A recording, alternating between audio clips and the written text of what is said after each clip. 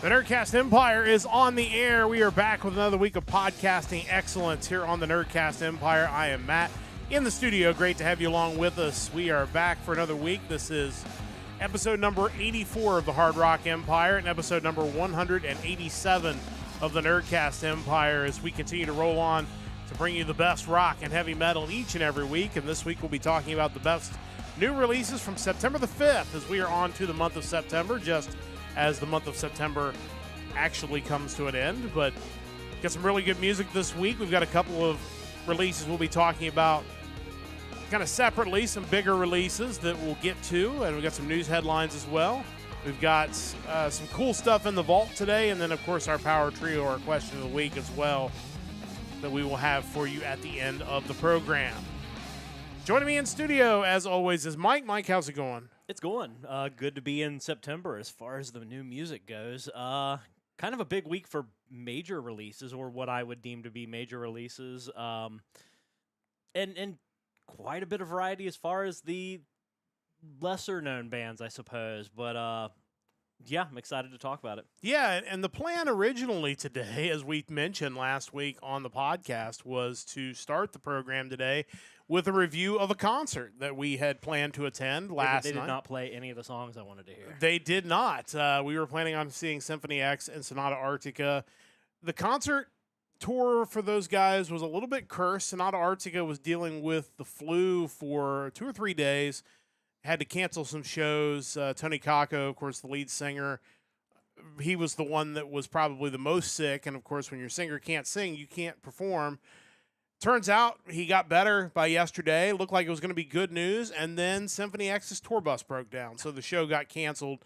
And we found out about it on the other side of Columbus. We were about an hour and a half away from the venue in Cleveland, and thankfully Mike checked his phone and saw that it was canceled. So we had dinner and turned around and drove back 2 hours home. So obviously not what we had hoped for. I thought it was pretty cruel. I was watching YouTube last night before I went to bed and flipping through shorts, and a clip of the concert from Milwaukee popped up in my feed. So I got to hear a little bit of Symphony X from Milwaukee. Nice. It's like awesome. Like, thank you for rubbing that in, that I, didn't get a chance to get to see that show. But a bummer for sure. We hopefully we'll get a chance to see both of those bands again in the future, but always disappointing when there's a cancellation at the last minute. Yeah, I just think, what's the only thing possibly worse than going to Cleveland? Your bus breaking down going to Cleveland. Yeah. You want to get in and get out. And on the Sonata Arctica side, I can't imagine being sick through all these cities in the United States, and then you magically get better only to end up in Cleveland. Yeah. Man, that is unfortunate. It sounds like they had fun at the Rock and Roll Hall of Fame at the very least, but, I'm hoping maybe they'll come around again. Maybe Columbus, Cincinnati, Louisville, Fort Wayne, name it.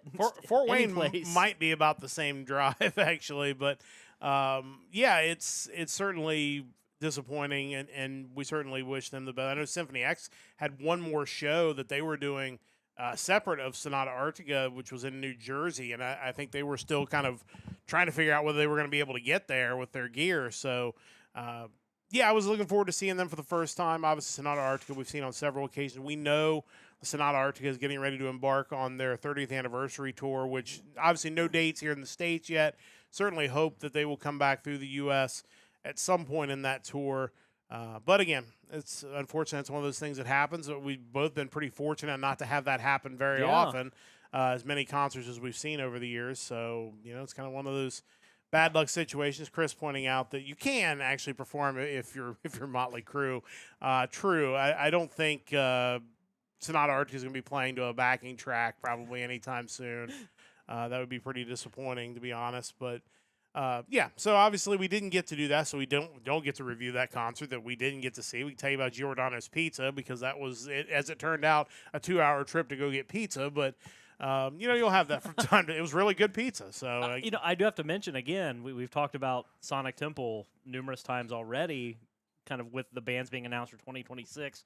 5 stages. Can we get some sort of power metal stage? Yes. I mean, Symphony X would fit in perfectly. Sonata Arctica, book Halloween. I mean, yeah. my God, like so many just great bands that you have the capacity. I don't know if the numbers make sense, but if so, let's make it I happen. mean, in 5 stages, if you can't make that make sense, I'm not sure what's going on. So we'll see. Obviously, more announcements coming this week from Sonic Temple. So we'll keep our eyes open to see what that is, and we'll let you know next week what they have announced. Just one quick news item, and really nothing very heavy on the news front this week, but did want to mention news that is news, but then also we kind of have an addendum to this news item. It is the news that Megadeth's new single "Tipping Point" is scheduled to be released this week, and a teaser of that new single. I don't know why it wanted me to cheer. That was interesting. But yeah, I was trying to just post a link. I can't cheer, sorry. as it turns out. The teaser for the song has already come out. It's online. But in addition to that, evidently the entire song ended up online somehow. A leak here or there, but obviously really, really excited to hear what this new album is going to sound like. I know you've had a chance to check out. I don't know if you had just the teaser or actually the whole song that was out there, but just your initial thoughts on what you've heard so far. Yeah, I did not hear the full song, unfortunately. I was looking to see exactly where that was leaked to. I can't remember the actual story around that, but yeah, I did not hear the whole thing. I've only heard the snippet that they've released to their official social media. Sounds like Megadeth. It's what I would expect. I'm kind of curious to learn more about the album. Like, The Sick, the Dying, and the Dead was good. Dystopia was great. I just knowing that it's kind of their last final, last hurrah as far as new music goes. I'm expecting something big, but we'll see what happens. Yeah, hopefully it'll be both a good album and a great tour that will support that album. Again, we'll have updates on dates when those all get finalized and let you know. Certainly would like to see them again at least one more time before they hang it up. I did see that Chris Rakestraw is going to be producing the album. He produced Dystopia and The Sick, the Dying, and the Dead, or at least working on production for those albums. Anyone that hasn't listened to relatively new Megadeth, check out Dystopia, because that is just, to me, that stands right up there with their best albums of all time.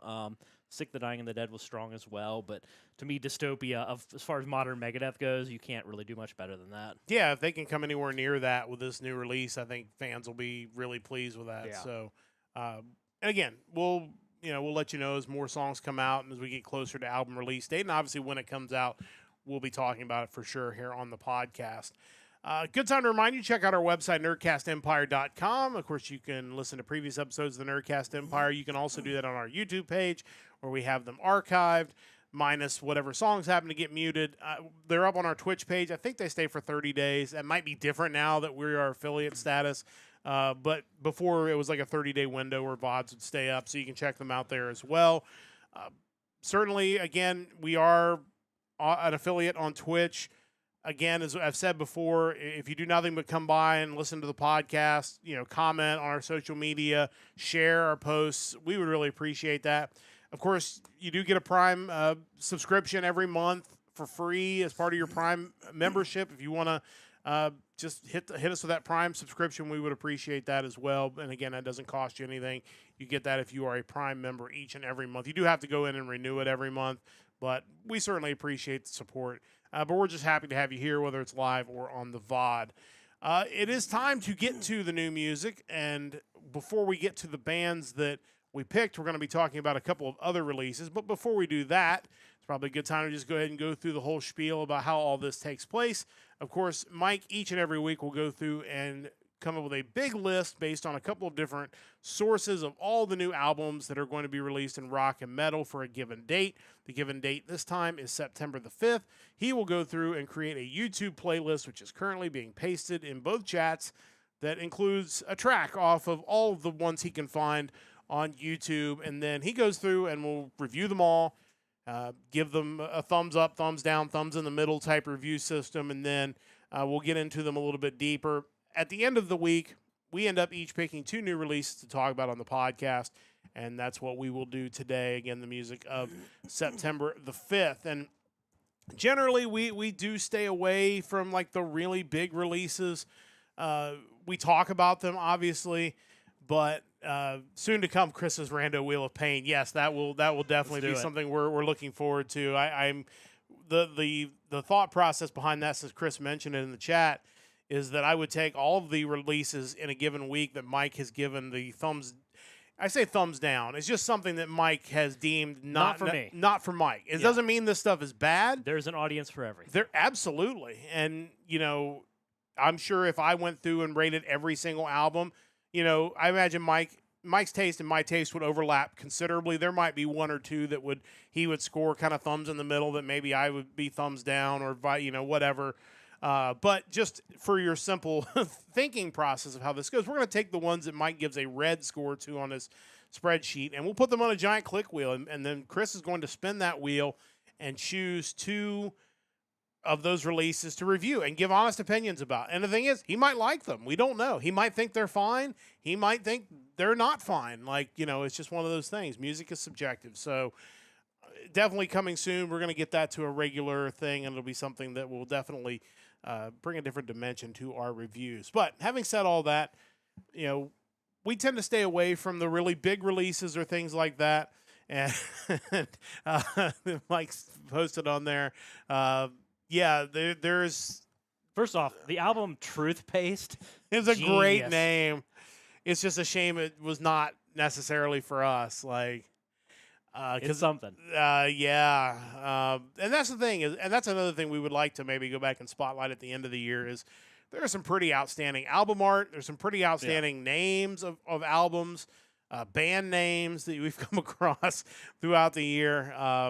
Give these bands a lot of credit for some creativity. We just hope that when we come across something like Truthpaste, that it's actually really good and we can spotlight it on the podcast other than just to put it in the chat. And you're hoping it's like the dinosaur band we had months ago. Yes. Whose name I don't remember, but all their songs were ridiculous play on words involving the names of dinosaurs. Yeah. It was fantastic. Yeah, I do remember the picture of that, but I don't remember the name of the band. I know you'll find it at some point, but maybe, possibly, maybe not on this podcast. We'll find it at some point. But having said that, I've taken the long way to get around to the fact that there were a couple of releases this week that we won't be necessarily spotlighting, but we did want to mention because they're bands that are obviously, or bands or acts, I guess in one case, that are right up our alley.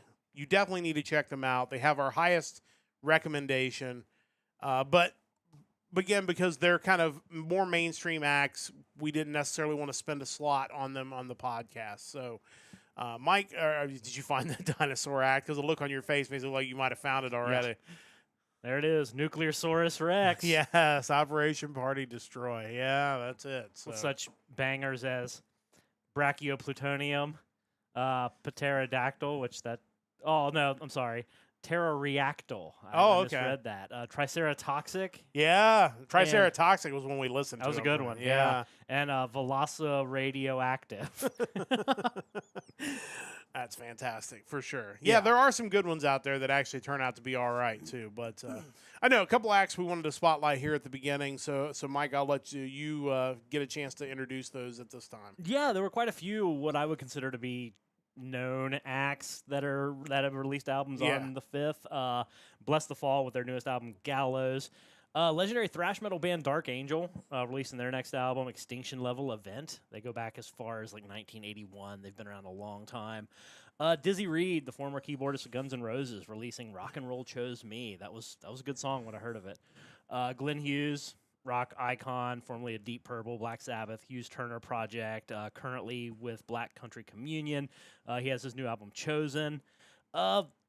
Incredible German power metal band, Primal Fear, formed by Ralph Sheepers and Matt Sinner. Currently also with Magnus Carlsen in their group. Of course they do. Their newest album, Domination, what I've heard of it so far is fantastic. I can't wait to listen to that. I'd kind of forgotten that Ralph Sheepers was actually the original vocalist for Gamma Ray when it started up. Oh, okay. But yeah, that dude's got a tremendous voice. And finally, as far as the big new releases, the legendary Stan Bush. Yeah. He has a new album, Born for Battle. If you've watched movies in the 80s, good movies, you've probably run into songs of his. For me in my childhood, The Touch and Dare from Transformers 1986, greatest animated movie of all time. He actually did a song for the American voice dub of Sailor Moon back in the day, which I did not realize. Well, why not? Yeah. He did several songs for the Kickboxer movie, Yeah. and of course, one of the best worst movies of all time, Bloodsport. He did kind of the main theme of the that, Fight to Kumite Survive. theme. Yeah, great song. Dude's a legend, and if you've never like floored it in your car listening to Dare, then I'm sorry for you, but yeah, that's great. On the other hand, re-releases and box sets, we do have Slipknot celebrating their 25th anniversary of their self-titled debut with Blow Out the Budget box set. There was the 6 LP Blood Splatter set. It is sold out. I think it was like $250, give or take. There are a couple other options if you want to go that route. There's a 2 CD set for $25, a citrus-colored 2 LP set for $45, and just the 2 LP set for $40. But yeah, if you didn't feel old, the self-titled Slipknot is celebrating his 25th anniversary. Yeah, I mean, talking about the Transformers movie makes you feel old enough. Like, Yeah. From 1986, which will be 40 years next year. So yeah, that's fun. Bloodsport has to be at the top of the list of the best worst movies of all time, right? Like, or worst best movies. I don't like remakes, but why hasn't that been remade? I just don't know if you can. Sometimes these movies that are so campy, I just don't know if you can honestly recreate it, because you have to pick a main actor who's so full of himself that he thinks it's the most important role he's ever played, and yet it's not. And it's just like, I don't know how you, because like, see, what they should have done is that point in time when WWE was like, hey, we're going to make movies, and they had like the horror movie with Kane, they should have bought the rights to Bloodsport, had RVD as the main character, and Braun Strowman as his like sidekick. Yes. That would have been perfect casting. Yeah, honestly, that would have been pretty good.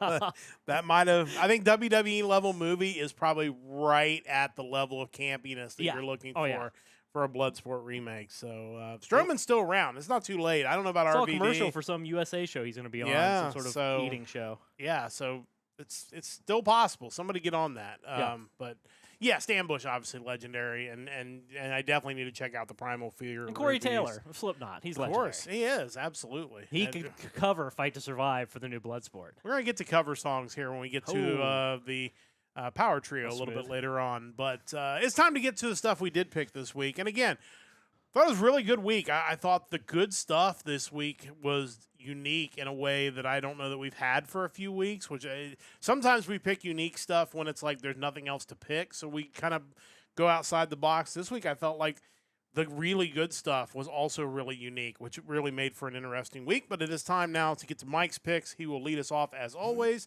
Mike, what do you have for us first? We are heading off to Sweden, which, of course, we tend to go to fairly regularly. But it's not an AOR melodic hard rock band necessarily. This is a heavy metal band, power metal even to some degree. It's their fourth full-length studio album. They are Ambush, and this album is titled Evil in All Dimensions. Yeah, they were really good. It was definitely one of those ones that was right there for me to consider to pick as well. I need to get back and listen to the rest of this album, but what I've heard so far is really excellent. Yeah, very solid stuff. The band is made up of Linus Fritzen on drums, Olaf Ingvist on guitars, Oscar Jakobsen on vocals, Carl Dotzik on guitars, and Oscar Anderson on bass. For the playlist, I pulled the music video for the title track, Evil in All Dimensions. Always a fan when bands put effort into music videos, and this is no different. They have this really fun video where it's this guy kind of meandering through this haunted house, running into all these spooky people, while the band is in another room playing live, essentially. It's just the kind of thing that more bands need to do, and we've talked about it before, but check it out because it's really cool. Angry Metal Guy touches on the album in his review, talking about how adeptly these guys kind of do that throwback metal sound. He compares Oscar Jakobsen to Don Dokken and Joey Tempest from Europe. So not a bad comparison. And I kind of see it the same way. The guy has as good of a voice as any of those other Swedish bands we run into. This guy could be singing any kind of rock music and he would make it work. I kind of compare it not in style, but in theme to kind of how Joey Belladonna gives Anthrax that different sound. I think this guy kind of does the same thing to what's essentially a traditional metal band, and I think they're better off for it for sure. Standout tracks on the album include Maskarovka, The Night I Took Your Life, The Reaper, Heavy Metal Brethren, and the title track, which we're going to take a listen to now, Evil in All Dimensions. Check these guys out. This is Ambush with their new release, Evil in All Dimensions. As Mike said, this is the title track. It is also the opening track on this album, Evil in All Dimensions. Let's listen to a little bit of this now.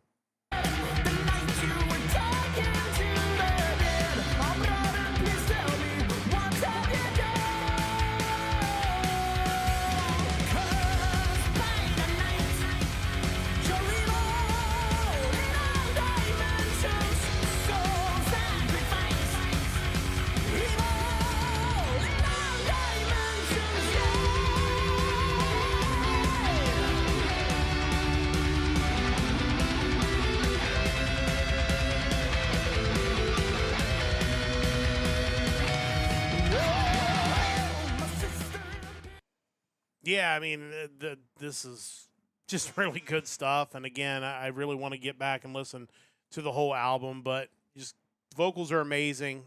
Just really carries the song. And then, of course, you come back in with the guitars there after the vocals wrap up in the chorus. And it's just a really just powerful sound, which is exactly what you would expect out of a band like this. Yeah, and watching the video, I can't help but feel like the set for that video is a set that we would have seen in like a King Diamond video, which then made me think, man, it'd be cool if these guys covered like some King Diamond tracks. I think his voice would definitely give it a different thing, but musically they're kind of in that same vein, so I think it'd work really well. Yeah, would love to see that for sure. But definitely check out Ambush. Really good stuff from them. Their new release out on September the 5th. As always, you have 2 picks each and every week. What do you have for pick number 2? Yeah, so another place I tend to frequent fairly often, a band from Finland. They are a melodic death metal band. This is their 9th album. They are Before the Dawn, and the album is Cold Flare Eternal. Yeah, it feels like Scandinavia. We spend a lot of time there on the podcast, but for good reason. This is another really good-sounding band, another one that off the playlist that definitely got my attention right away. Yeah, absolutely. I think there were a couple different bands that had a similar thing going on as these guys, but I feel like they had the strongest overall product. This band started in 1999 as a solo project for Thomas Saukkonen. In 2013, he ended all of his projects and created the band Wolfheart, which kind of put these guys on ice. He then revived the band back in 2021, and here we are today. When I first listened to the band, this is the first time I've listened to the band, so I'm not really sure like what their sound was prior to this, and even as when they got back together in 2021, I don't really have knowledge of their earlier work. Black Angels Promotions reviewed the album and pointed out that they felt that this album was kind of them locking into what their second life as a band is about. They mentioned their prior album in 2023 felt like a triumphant reintroduction, but this is them kind of really finding their footing. So it would be interesting to check out some of their earlier stuff. My enjoyment from the album is kind of from the same place as my enjoyment of a band like Scar Symmetry. Big fan of metal that can do the multi-vocal style, and these guys kind of do the harsh and the clean vocals in a very similar way. They're not necessarily as progressive or technical in their metal as like Per Nilsson and Scar Symmetry, but the way the dual vocal style works with these guys, it's still more than enough to make me want to pick them. I got more mileage out of the first half of the album than the second, but again, that kind of goes back to the matter of preference. I think other people, if you tend to lean more into the harsh vocals, the back half of the album might be more for you. I like my blend to be about 50-50 at the very least. Death metal isn't normally my thing, but there are a handful of bands, usually Scandinavian, who I don't know what it is up there, but they have a way to just make everything melodic. They can have some of the harshest sounding vocals, and whether it be through the music or by weaving in cleaner vocals, they make it sound musical, and these guys are no different. Standout tracks on the album include Fatal Design, Stellar Effect, Flame Eternal, Destination, and the track that I picked to listen to, As Above, So Below. Check these guys out. It's Before the Dawn with their new release, Cold Flare Eternal. This is the 3rd track off of that album, As Above, So Below. Let's listen to a little bit of that now.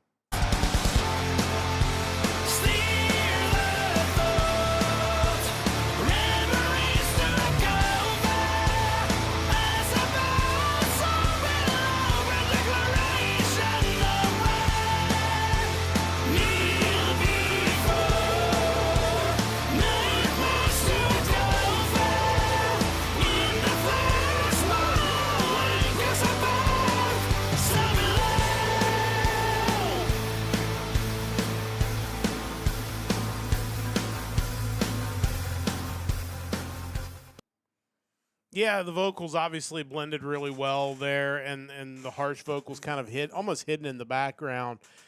The sound out of the chorus was interesting. It almost felt a little atmospheric Yeah. rather than maybe your traditional metal coming out of there. Which again, that was kind of the running theme this week out of the good music is that it was all a little bit different. There really wasn't that one-to-one comparison of these guys do it exactly like this band does it. Like there's little bits and pieces of kind of what different bands are doing that they've kind of brought in here and made their own, but really intriguing sound, and definitely want to check out more of it. Yeah, absolutely. And kind of going back to the harsh vocals in the album, like while I'm not always a huge fan of them, I feel like that style of the harsh vocals, almost that deep guttural sound, I prefer that over the higher end like screaming vocals, which you tend to find more in like post-hardcore and metalcore bands. I would prefer the growls, I suppose, blended with the clean. I don't know.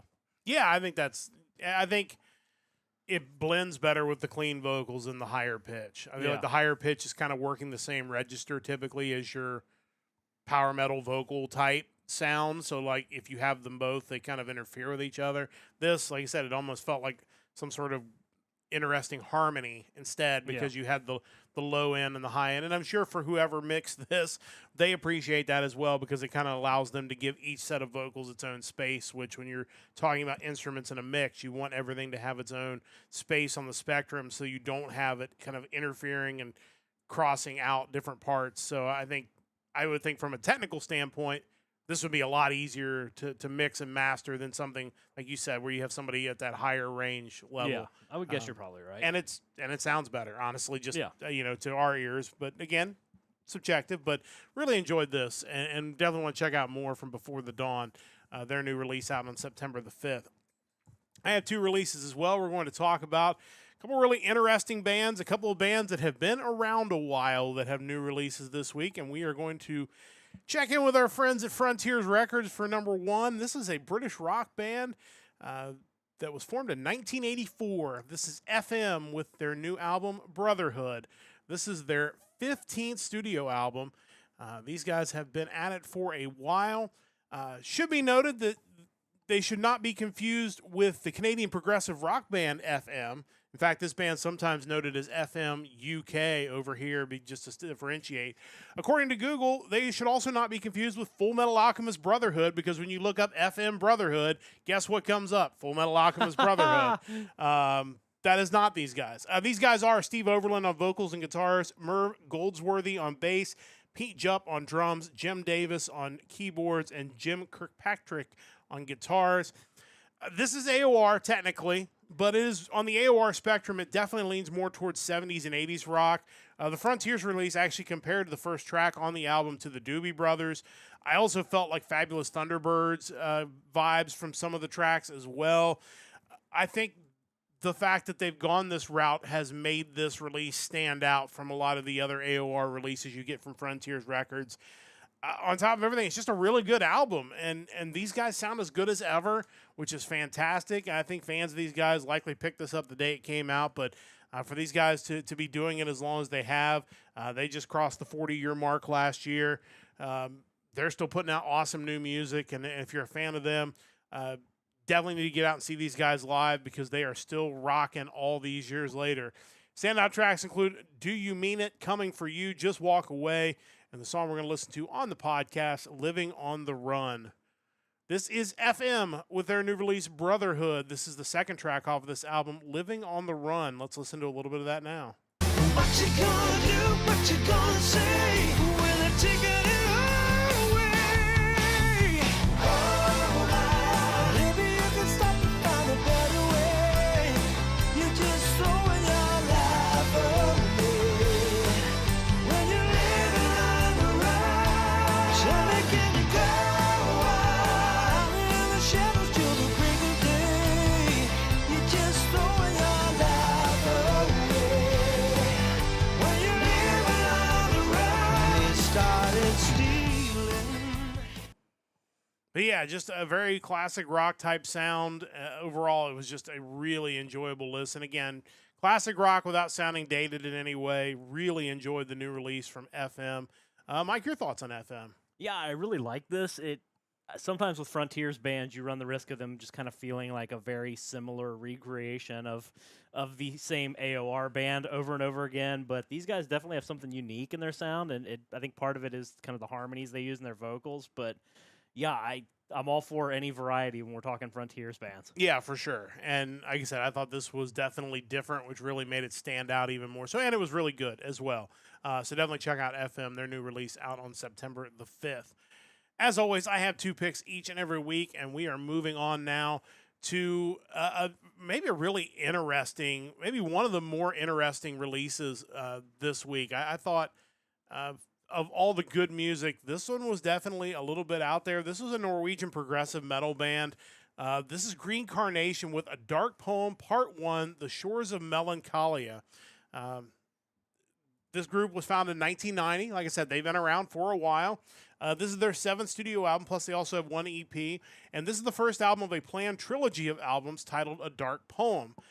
This band features, and I'm going to apologize in advance for messing up Norwegian names, but Jedel Nordhus on vocals, Terje Vik which is in parentheses says Chort, on guitars, Bjorn Berserk Harstad on guitars, Stein Roger Sordal on bass, additional guitars and keyboards, Andre Kirksola on keyboards, and Jonathan Perez, we'll throw him in there, on drums.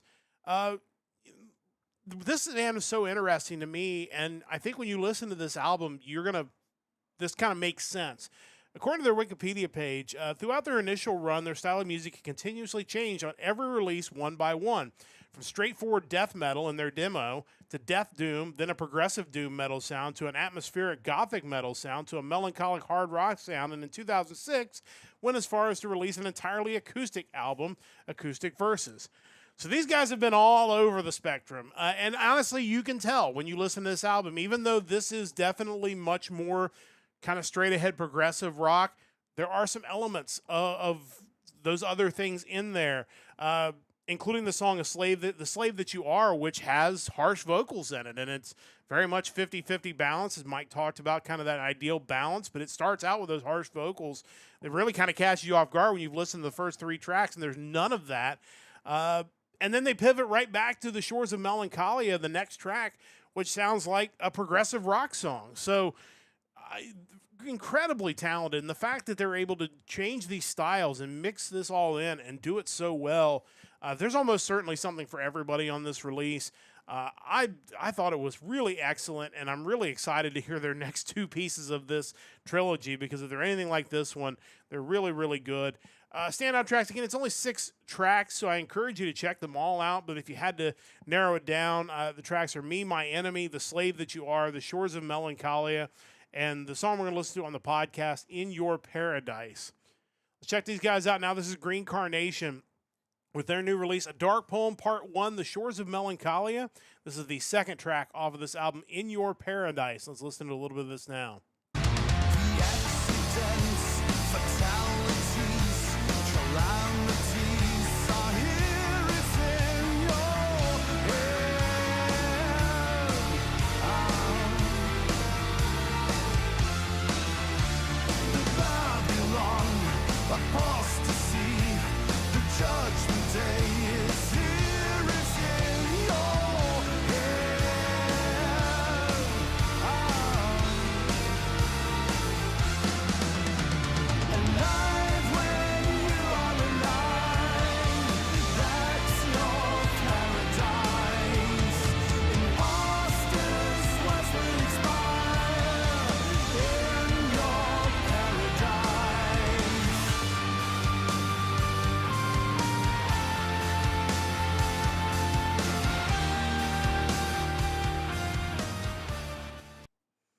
Yeah, just a really interesting release from these guys.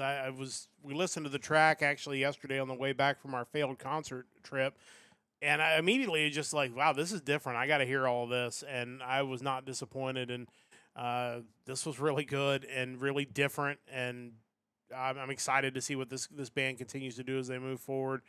Mike, your thoughts on these guys? Yeah, just based on the playlist track, I had a feeling these guys were going to be onto something special, so I definitely need to listen to the whole thing now. But even beyond that, when you think of just kind of pivoting with every release.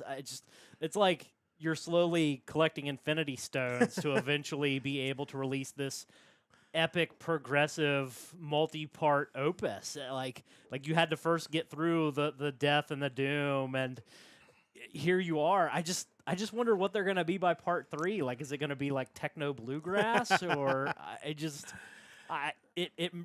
if that doesn't make you want to like jump in now just to see where they're heading on this trip, that's just fascinating to me. Yeah, I was blown away by these guys. I'm super excited for the next 2 parts of this. I will be anxiously awaiting those releases. I'm not sure when they're coming out. I did not see them in a quick search, but Things move slow in Melancholia. for sure. But big time thumbs up for Green Carnation. One of the most interesting and enjoyable things I've listened to all year. Their new album, definitely check it out. If you're looking for something different, I think you're going to find something there. Jump on their Bandcamp and just look at the cover art to the album. Like, if that doesn't already make you think, all right, this is going to be something unique, it's wild looking. Yeah, for sure. I'm excited for these guys. Definitely looking forward to checking these guys out. That takes care of our new music. An interesting week this week. I thought it was really, really good and really, really different, which I love. It's time to get into the vault, where Mike and I will each give you a classic album you need to check out. Mike is continuing his journey around the world, spanning the globe to bring you a constant variety of music, in this case, in this wide world of the vault, I guess. Yeah, wide world of rock. Yeah, so we have had some interesting stops already, and last week you, of course, spun the wheel at the end of the show, and we found out you were going to a very unique place, and one that was maybe there were more options, but maybe harder to find. And if for those who didn't catch last week's episode, that statement will make more sense when you hear where Mike had to go this week. But let's find out what you were able to find in the vault this week. Yeah, this week was kind of an adventure. I've had some challenges early on as far as what country I've drawn. Let's see, the first one, where did we go the first time around? Namibia, and there were like 3 or 4 options. The second week, Israel, there were a little more. Uganda was a bit of a challenge as well. But it's okay, guys, because this week I am headed to Vietnam. Yes. You got to think a lot of Asian countries have a wide variety of music out there. Maybe I'll be okay. And looking at the Metal Archive listing, there were 71 bands listed being from Vietnam. So I'm like, all right, we're in there. Of those, 42 were listed as active. 3 with power metal in their listing, 9 with thrash, 4 with symphonic, 31 death metal, and 20 black metal. So definitely some of the more extreme metal genres are stronger there. I don't know if that's just because of the Metal Archives maybe lending itself more to those styles of metal, or if that's just the reality of the heavy music scene in Vietnam. I didn't really consider it at the time, but a lot of this stuff is difficult to locate, at least the bands I was searching for. And I don't know if that's just a matter of when you're talking about the style of government there in Vietnam, maybe that music doesn't get out to your mainstream, your YouTube musics, like in any official capacity. I don't know. But the first band I was going to go with, I ended up settling back on because the other 2 I'd tried after that just were a strikeout. That being said, the band I went with, I ended up going with a live DVD of theirs because not a whole lot out there as far as physical CDs or streaming options for their CDs. But I went with the band UnlimiteD in their live concert from 2009 titled Unlimited Symphony. Something I will do real quick as you get ready to describe this, since I found it. There is actually a Spotify playlist with this album, this Nice. live CD, DVD, whatever it ended up being. So if you're on Spotify and you want to check out this release, you can actually go on over there and find out about these guys, because it's there's a lot of that music probably doesn't get out from there. So when you find one that does, like, that's pretty cool. Yeah, and beyond that, I actually found the Vietnamese Wikipedia page for the band, so I actually was able to get a little information about these guys, which is fantastic. Yeah. The band themselves, they're from Ho Chi Minh City. They started in 2003, and they're still active despite their last album listing on both Wikipedia and the Metal Archives was from 2013. It was their EP, Unlimited Christmas, which that's cool. Yeah. I mean, their kind of music would do well with a Christmas album, I'm sure. The concert itself seemed like a really big deal. It was really, really fun to watch. On their Vietnamese Wikipedia page, it mentions that they have won the National Light Band Festival in 2007, Super Band. And they competed in the Rock Storm competitions of 2007 and 2012. They were also ranked, they were once ranked number 2 in the top 10 famous rock bands in Vietnam by MTV Vietnam. So these guys are a big deal, apparently. The funny thing about it is on the Wikipedia page, it classified them as melodic death metal, progressive metal, and power metal. But I'm watching this DVD, and it's like just very just symphonic power metal, like almost operatic vocals at times. I'm like, that doesn't sound right. And I even noted as I'm watching it, I'm like, I haven't heard much death metal, but definitely power and progressive. What further caught my attention when I saw the track list for their performance is they actually covered some Western songs. Wings of Destiny from Rhapsody, Phantom of the Opera, the Andrew Lloyd Webber song, and The Final Countdown from Europe. So as I'm getting there, they closed the show with The Final Countdown, and going back to what Wikipedia said about the band, I wasn't expecting their cover of Final Countdown to be a death metal cover of Final Countdown. You had this dude just going full, like, epic, clean vocals. I mean, he's singing Rhapsody songs. He gets to Final Countdown, and it's all death metal. I'm like, that's amazing. This is blowing my mind. Definitely, there's a language gap on their original songs. I did not understand any of it, but they were really good. For a group that I've never heard of, from a country I've never heard of bands from, definitely worth checking out sometime. So if you ever are interested in something different, look up Unlimited and their DVD, Unlimited Symphony. Yeah, I would recommend looking up the DVD with the name of the band, because that was how I found them, because I think if you just look up Unlimited, you're probably never going to get there based on how obscure they are. But I mean, it's kind of wild that, you're 4 weeks into this, and I'm relatively certain, I think it's fair to say that the 3 of the 4 countries you've been to are countries we haven't visited on this podcast. Yeah. Which is interesting, because as we've talked about, Mike does keep track of the stats of the countries we've been to, and we've been to a lot of places, and but we have not been to these 3 places, and the fact that you got those right out of the gate is really interesting. And honestly. I promise you, totally random.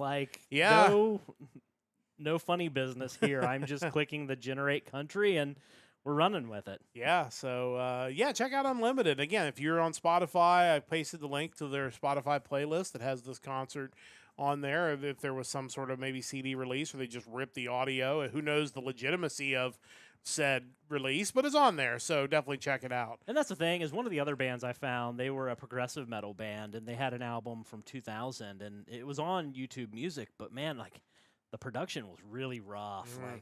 It probably would have been cool to hear a clean version of it, but man, that wasn't it.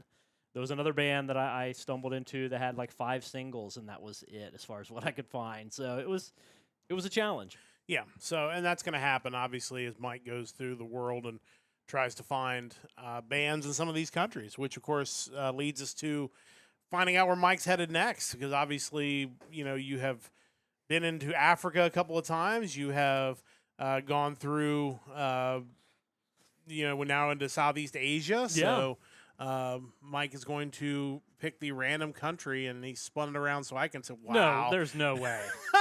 There's no way. Before you even say what it is, I want you to first see if there are any metal bands in this country, because if there are not, then we're going to have to spin again, but we will let people know. There are 3, one of which status is unknown, and the other 2 are split up. The bands, though, we have Olympus, Relics, and my favorite, unfortunately they're split up, Shovel on the Corpse. And the country is? Turkmenistan. So Shovel on the Corpse are listed from Ashgabat, Turkmenistan early, but then they relocated to Moscow. Okay. That makes sense, probably. Maybe. I'm curious if you'll find any music from any of those bands. Yeah, we may have to pull an audible if this is a strikeout, which with 3 options and none of them necessarily being active, That could be a challenge. It could be. So you'll have to tune in next week, Sunday night, 7 o'clock Eastern Time, when we have another episode of the Hard Rock Empire to find out whether Mike was actually able to find a band from Turkmenistan that he could find the music of. And if not, he'll pick another country and we'll pivot accordingly. But we'll see. You've definitely drawn some hard ones right out of the gate. I did not expect that. I kind of expected like the U.S. or Canada to pop up or early. Just something, even like Belgium or something. Yeah. Just some country that's like, okay, yeah, we've seen bands from there. That's fine. But no, hard mode has been activated clearly. We definitely know we're not. It's not being rigged in any way because it's one thing to go hard mode, but you've gotten Uganda, Namibia, and now Turkmenistan. And that's why, too, obviously the people listening don't know this, but I turned my laptop towards you and just clicked it so you could see that I didn't just come up with a random obscure country to make this more difficult on myself for humor value. No, that is actually what I pulled. It is. So next week, we'll see. Can Mike find a band in Turkmenistan? And if he does, we'll talk about it next week on The Vault. I am, of course, going through The Vault Frontiers bands, and we are going through spending 2 weeks on each letter. We are up to the letter N, and the second week I let a randomizer choose a band, and I'm really excited because it was one, so often I've gotten some bands that we either have had releases of on this podcast, or they were bands that we know that are really well known. This was one I didn't know, although I know the members of the band, so I was excited to jump into it. This is a project, I guess, with Frontiers, that's what you want to call it, combined Ronnie Atkins of Pretty Maids and Eric Martinson of Eclipse/Wet. This is Nordic Union with their self-titled release. This is just a great rock album. I thought this was, of a lot of the Frontier stuff I've listened to, I thought this was probably one of the best. It's just really, really good rock. Atkins was on lead and background vocals. Martinson on lead guitar, bass, keyboards, and background vocals. And then you bring in Magnus Ulfstedt on drums. It's heavier than a lot of the stuff we get from Frontiers. It's clear that Martinson is using this to show off his guitar licks, and he does, and it's impressive. Atkins' vocals take this to a totally different level. Ulfstedt's drums are obviously a great compliment to the two. Again, it's one of those ones that I don't know. Mike helping me out on the production side here. It's one of those ones that I certainly would not have found if we hadn't been doing this Frontiers thing, but I'm really excited that I did find this, and I've listened to it twice all the way through. It's really good. I definitely want to check out the other releases these guys have had. Technically, Frontiers' website still listed as an active project, but obviously these guys have other bands, so I don't know when and if they'll get together and do something new, but I hope they do because this was really good. Standout tracks include The War Has Begun, Wide Awake, When Death Is Calling, and Point of No Return. This is great, and again, it's just another one of those Frontiers things where they just put talented people together and they make just amazing music, and I really want to hear more from these guys. They've got 2 other albums, I think, and I'm definitely interested in checking them out. Yeah, it's almost kind of a problem with Frontiers, and I think when you look at something like Alan Land, that had so many just sleeper hits that it bothers you in some way that more people don't know it exists. Yeah, and that's just one collaborative album. How many more exist out there with the kind of roster that Frontiers just pieces together to create music with? How do you know when you jump into one, hey, this one's going to have 3 just playlist mainstays for me, and I don't know it yet. Yeah, and that's the fun part of going through all these bands with this vault is you just finding stuff that I didn't even know was out there, and now it's this is awesome, and I want to hear more of these guys together, and obviously want to hear their stuff separately as well. I mean, that's kind of what happened with Alan Land. It's you hear that, and it's well, now I need to check out the 80 other projects that Russell Allen's working on, and Jorn Land obviously has a ton of projects. His most recent project is tour bus maintenance. Yes. But yeah, this was great. Can't recommend it enough. Definitely, if you're on the fence about some of the stuff I've been doing in the vault with Frontiers bands, I encourage you to check this one out. This is just really, really awesome stuff. Next week, we jump in the letter O, and I have already got the 2 bands lined up for that O pick. Next week, we will be going deep in the mind of someone that we know very well on this podcast, Jeff Tate. We'll be talking about some work of his that he has done since leaving Queensryche. That'll be coming up next week on The Vault. But not Operation Mindcrime 3. And not yet. But eventually, but Yes. hopefully, but not yet. But we'll be talking about The Key next week on The Vault. So from the band Operation Mindcrime. That'll be coming up on our Frontiers Vault next week. But it is time to get to the Power Trio, or Hard Rock Hat Trick, where we ask a question and we answer a question. We hope you'll also answer a question, which reminds me, I need to paste the link to the Discord in the chat. This is a good place that you can go to let us know what the answers are to this question or any other question we've asked throughout the week. Join our Discord and let us know what you think the answers are, because obviously I haven't told you the question yet, but I will do that momentarily. But you can also get our stream schedule in there, which we got the month of October coming up. I mentioned it just briefly. Our schedule will be a little different when we get into mid-October. I do have one Sunday that I'm out of town for work, so we will have probably a midweek episode one of those 2 weeks. So that's a good time to join the Discord and find out exactly when and where we will be streaming. And as we bring back other podcasts, you'll find out about it first in our Discord as well. But it is time to get to the question of the week. And this is one suggested by Mike, actually, in the beginning of this month on our Discord. And again, you can also suggest questions for us on the Discord. This is the top 3 songs that you would like to hear covers of by a specific band. This is another one of those questions, and this happens a lot on this Power Trio, that there are a lot of different ways you can answer this. Yeah. And I think that's what makes some of these questions the most interesting, because it definitely makes overlapping answers a lot harder when you can take different tacks for how you want to answer these questions. So I thought that was a really good topic. Thought it was one that would be relatively easy to come up with something that would, kind of fit this, because again, there's no wrong answers here. You can basically decide you want anything and make it happen. But don't know if we have anything from Shane this week. We did not. Anytime that the topic is a little more... Thought takes a little more work to come up with. I think maybe sometimes that we're less likely to get that response, or That's fair. maybe he's just busy on a Sunday. You never know. That's completely fair. We'll check back in with Shane Yeah. here soon. But I know Chris has some answers that he posted in the Discord earlier today. So what does Chris have for his picks? Yeah, I think his first pick, it's a band that has been covered successfully in the past, so I think that's probably a good call. But he has Beck covering Tears for Fears Head Over Heels. He loves Beck's newer pop stuff. He kind of sees him as a dark horse in the music world, which I think is a fair assessment of Beck. That guy has definitely done his own thing. Yeah. All while maintaining a devil's haircut. So, that's pretty cool. And yeah, and I think that's part of the fun of this exercise is what is that weird kind of out there pick. And I think it would be interesting to hear Beck's take on a lot of different artists, I think. Yeah. I probably don't appreciate him as much as I should, because the song that always comes up when I think of Beck is Loser, because it was so overplayed.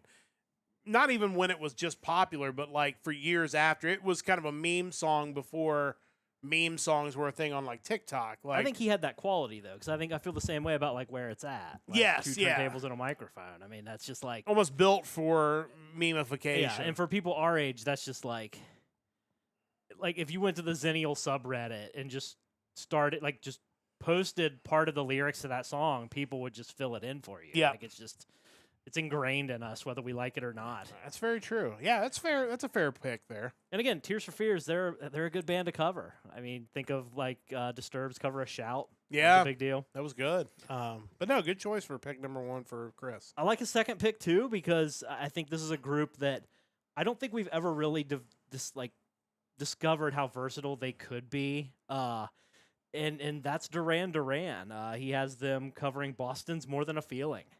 That seems reasonable. Duran Duran is I think underrated now.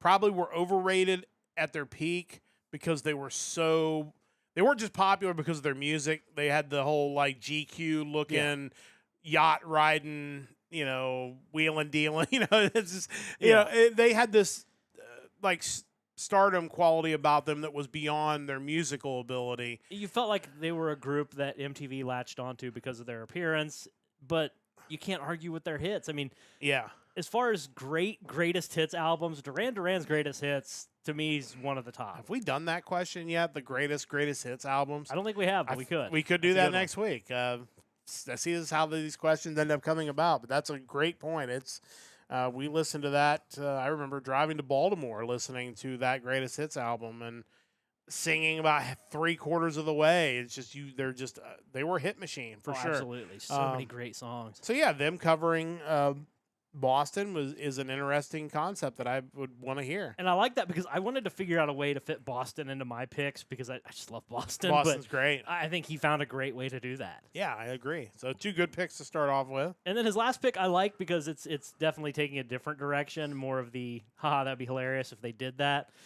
He wants to see Gojira cover Blue Oyster Cult's classic Godzilla. Obviously, if you don't know, Gojira is the Japanese pronunciation for Godzilla.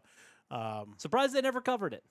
I had a to little look. bit. Yeah, I was gonna say I'd be shocked if it didn't come up in a live concert or something. But no, I would definitely. That would be ironic and funny, but they'd probably do a good job as well. The funny thing about that is when I glanced over at the Discord message and saw Blue Oyster Cult, my first thought was he's going to have Ghost cover a Blue Oyster Cult song because there's just the thought that like they're basically ripping off Blue Oyster Cult. But Don't Fear the Reaper by Ghost. I mean, I think that would actually be really awesome. Yeah.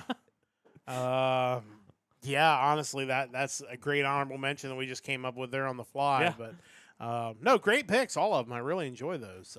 You have picks as well. I know you were trying to really kind of nail this topic down this afternoon, so I'm curious to see what you ended up coming up with. Yeah, I wasn't sure all the different directions I wanted to hit this from because when you're a big fan of a certain band that's had like a lot of drama, there's easy ways to like concoct, hey, this would be funny if this band covered this, or what if this band did this?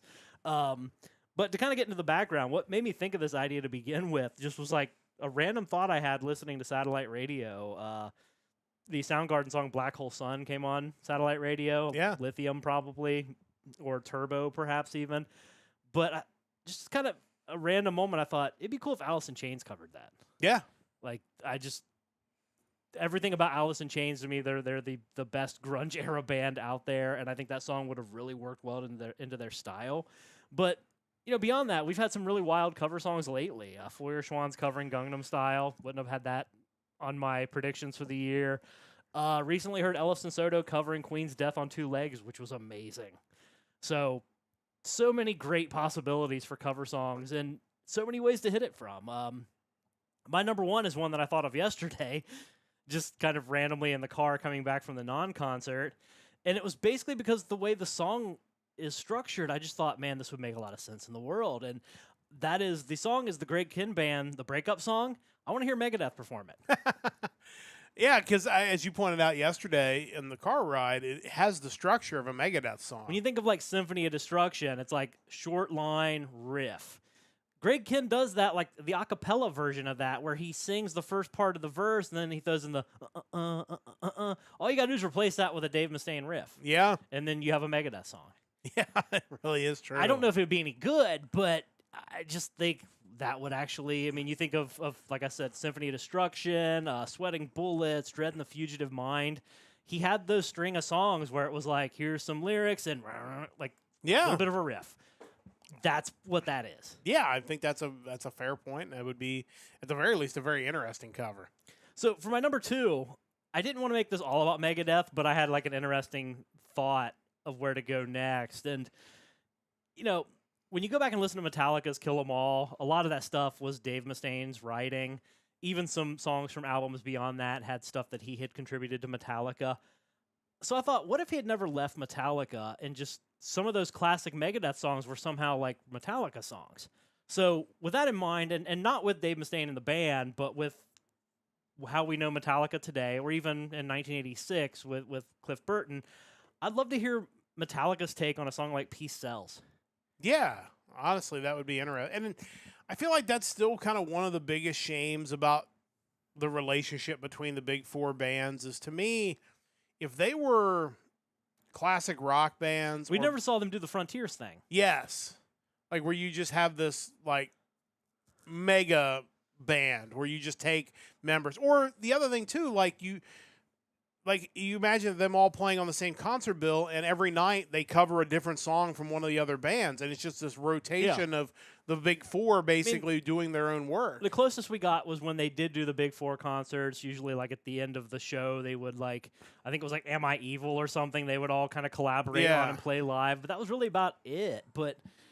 And that's something going back to the Megadeth story at the beginning of the show. I just wonder, like, when Dave's done with Megadeth, like, I don't know what his relationship is with the other guys, but is there room for like some sort of Mustaine, Hetfield collaborative song or album? Like that kind of stuff would be amazing for the fans and probably cathartic for Dave. Somewhere Serafino Perugino or whatever his name is from Frontiers is like, hey, yeah, like, we can make this happen. And here's Magnus Magnus Carlsen. Have you guys met Magnus Carlsen? Oh, yeah, I would love that. And I don't know what Dave's plans are, obviously, after he stops with Megadeth. And, but I mean, it would, if there's an interest in it, I would love to see it happen because, again, life is too short and you just don't want to have those regrets. Like, just reach out and make it happen. So I would definitely be on board with that. Yeah. So it was at this point I'm like, now what do I want to do? And then I recalled the whole Weezer Toto thing. Yeah. Where some sort of like fan poll within Weezer, the fans voted for them to cover Africa by Toto. And when they did that, for reasons I don't really know, but I think it's awesome, Toto was like, okay, cool, we're going to cover Hash Pipe. Yeah. Why don't more bands do that? Like, if you cover a song by a band, they should feel inclined to return the favor and cover one of your songs. I think that should be a cultural norm in our hard rock community at this point. With that in mind, a band that's had a bunch of just great cover songs is Disturbed, like I mentioned earlier. Probably one of my favorite would be Land of Confusion. I think they did a great job on that. So you could do this with any Disturbed song. I picked Prayer because it's one of my favorites, but I want to see that covered by the Phil Collins era of Genesis.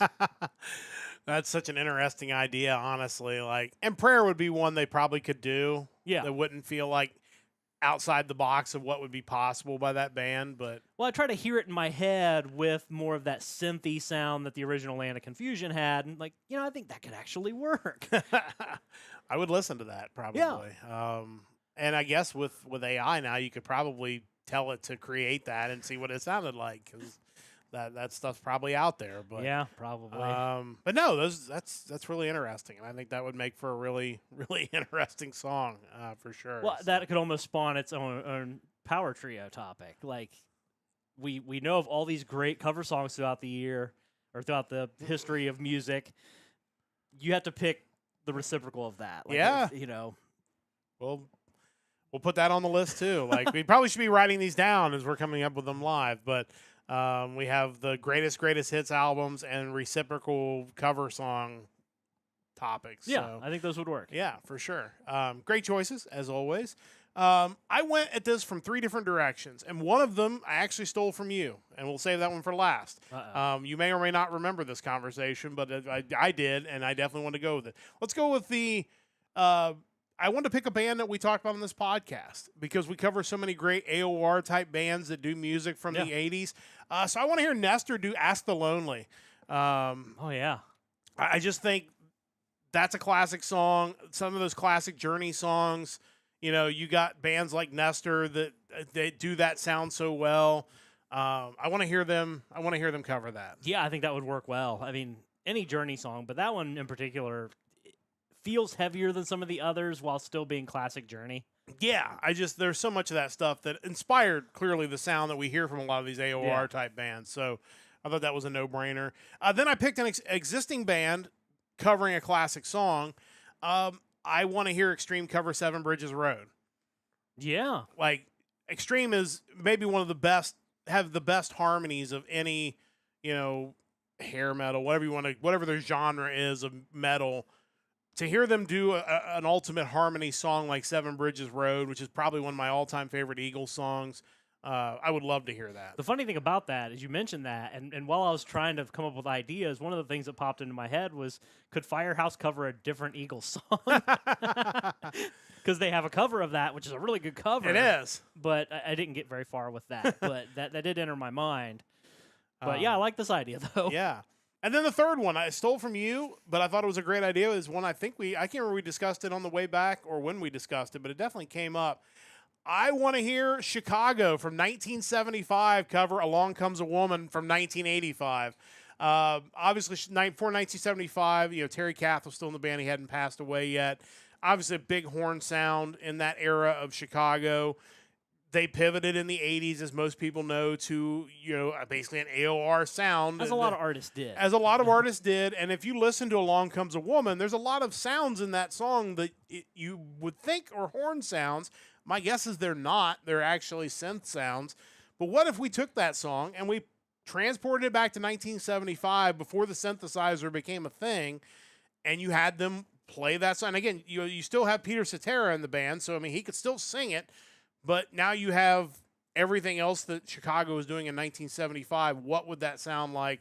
That, to me, would be interesting. Yeah, and that's the thing that when the topic came up originally, I thought there's a middle ground somewhere. Like, yeah. Chicago didn't have to lean so heavily away from the horns.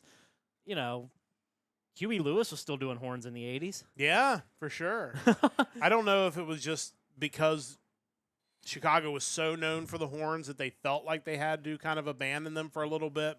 And again, those songs were huge hits. So who am I to say that they made the wrong choice? And that kind of music was just blowing up so much, that soft rock stuff that they ended up getting into. And then Peter Cetera had a bunch of solo success with as well. Yeah. Again, I don't blame them one bit, but I would love to know, like, if you could just take that hit song and drop it back 10 years, how they would approach it, what it would sound like. It would be really interesting. To me, I thought it'd be interesting. I almost had a similar pick to that, kind of in theme. I'm a big fan of the self-titled Motley Crue album. Yeah. With John Corabi on vocals. But I thought it'd be kind of neat if they actually had Vince Neil sing something like Hooligan's Holiday, what that would have sounded like. Yeah. I didn't want it to sound like I was endorsing Vince Neil over John Corabi. It's really just a matter of how could that have turned out. I think it's very much along the lines of the conversation we've had before, is what happens if David Lee Roth doesn't leave Van Halen, because as we've talked about, Van Halen was headed toward the music that they ended up doing. 1984 had a lot of keys. Like, it was headed toward where Sammy Hagar ended up taking the band, but would they have gotten there anyway if David Lee Roth doesn't leave the band, and they would have maybe still had a lot of the same hits or sounding hits they ended up having? It's a great question. So there's lots of stuff like that. A lot of what ifs. A lot of, this band changed the lead singer, or they've changed their style completely. So, yeah, I did kind of bend time and space to come up with that last one. But I think there are some interesting what ifs when you look at bands that, especially ones that have been around for so long. It just makes you wonder, like, because I'm sure there are any number of Chicago tribute bands out there. Like, are there bands that are just like, no, we only do 70s? Like, we don't touch. Oh, that's entirely possible. Or the other way around. I would guess if you look at a set list from Chicago, that obviously, because they're still out there, I would guess it's very heavy 70s. Yeah. I would guess they probably do. That's a tough one because, man, like, I'm thinking they're probably getting a lot of fans showing up at their show who definitely love You're the Inspiration. Yeah, for sure. They had a lot of great stuff in that era, for sure. But like I said, I would love to see the throwback there. But great stuff. Again, join the Discord. Tell us what your picks are and give us some more ideas for the Power Trio. We would definitely love to hear where your mind is as far as your favorite 3 cover songs you want to hear by specific bands. Interesting stuff this week. That is going to wrap things up on this edition of the Hard Rock Empire. Thank you so much for joining us. Once again, another great episode, more great music. Support all these bands. Go see them live. I hope their tour bus doesn't break down as you go see them live. But really good stuff out there. Next week, we'll be back with another episode of the Hard Rock Empire, 7 o'clock Eastern Time on Sunday. The music of September the 12th will be on the list for episode 85 of the Hard Rock Empire. As always, a big thanks to Chris for joining us in the chat. A big thanks to Mike for putting all this together. Big thanks to Stoveleg Media for their continued support of this podcast. And a big thanks to you whenever and wherever you are checking us out. Join us again next Sunday night for another episode of the Hard Rock Empire. Until then, don't forget to join the Empire, the Nerdcast Empire.